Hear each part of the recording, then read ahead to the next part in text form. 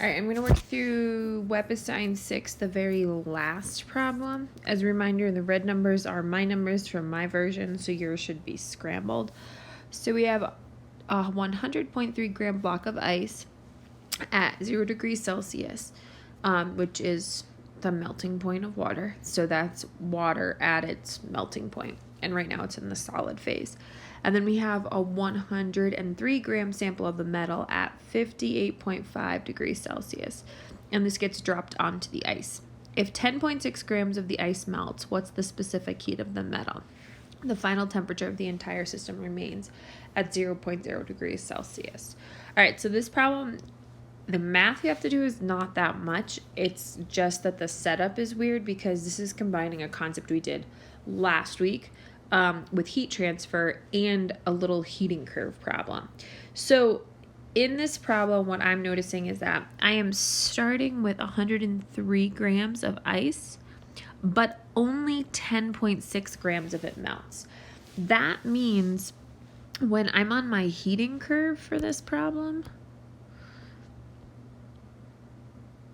I am here for the water, but not all of it actually goes to the process of going from solid to liquid. Only some of it does.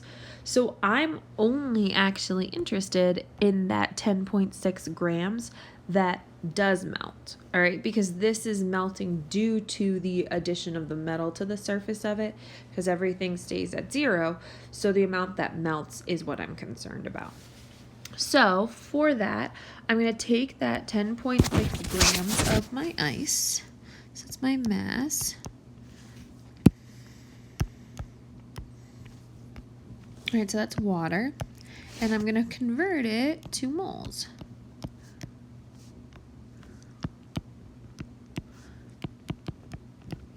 Hopefully by now you probably are getting actually pretty close to knowing the molar mass of water, just because we use it all the time.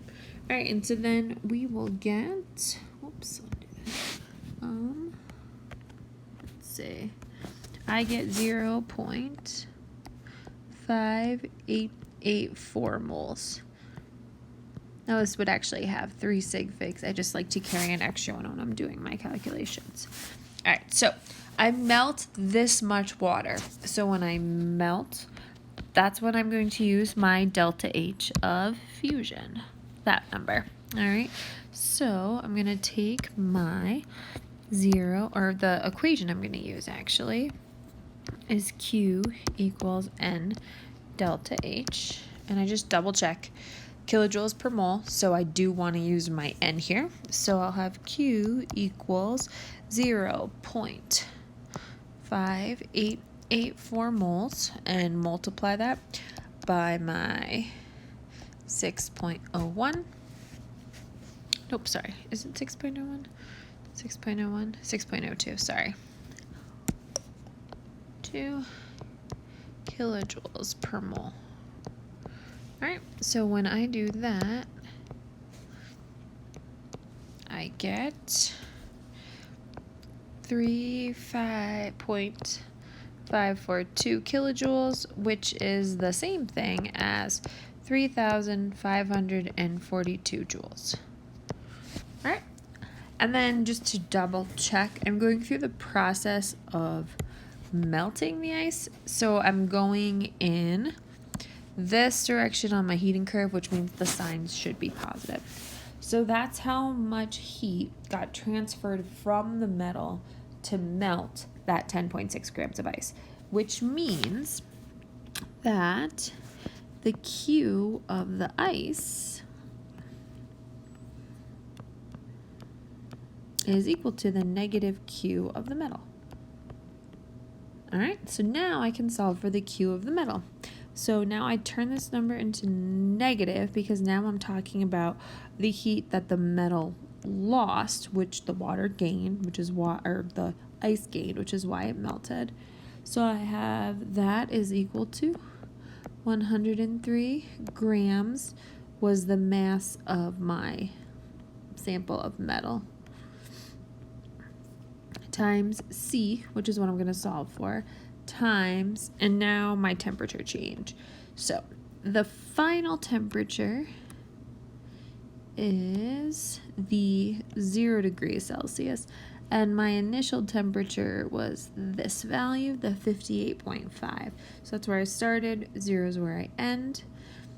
So 0.0 minus my 58.5, so I'll get negative 58.5 from that section.